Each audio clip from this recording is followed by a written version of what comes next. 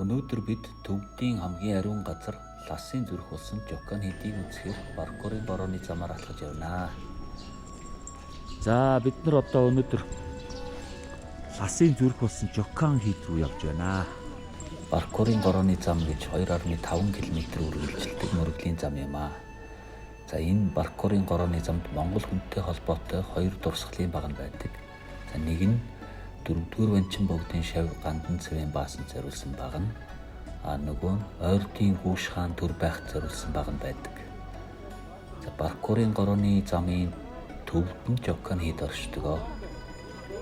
Жокан хийд нь алтан ганжиртай 4 давхар энэтхэг балб төвд хятадын уран барилгын хэв шинжийг хослуулсан хийд юм аа.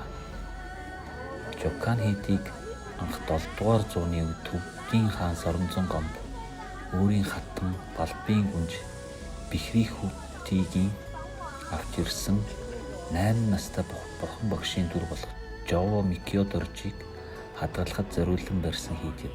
Гэхдээ одоо энэ дүр нь Жокан хийдэд байдгүй. За харин Жокан хийдтэй эгч дүүс хийд болох Рамочи хийдэд хадгалагдаж байгаа. Have wall paintings. So these are the wall painting history of the Buddha Shakyamuni. And this side we have wall paintings of the number 5th Dalai Lama, and this is Sangye Gyatso, his regent, and also Mongolian this Kushikan.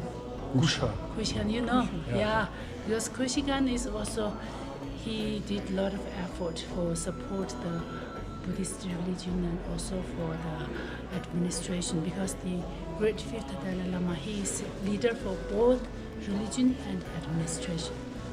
Okay.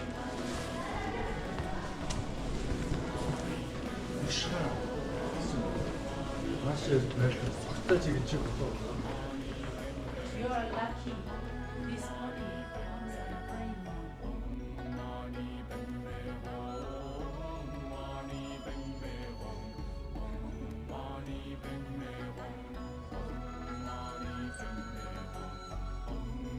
Ласын зүрх болсон Жокан хийдэд бурхан багшийн 12 настай хунтайж байх үеийн дүр болох Жоо Эренбүчийг хадгалж байдаг тул энэ дэлхий дээр хамгийн ариун газар гэж буддистууд үздэг.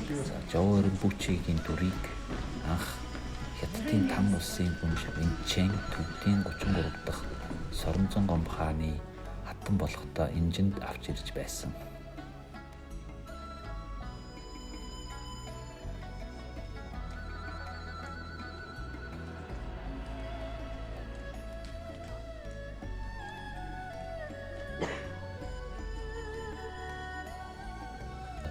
Цагаан сарын дараагаар одоо төвдийн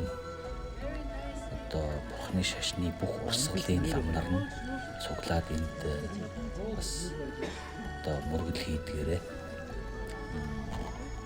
онцлогтой ийм ариун газар байгаа. За ер нь Лас хотын төвд Ботоло ордноос холгүйхэн Баркорын борооны замын голд байрладаг ийм газар байгаа.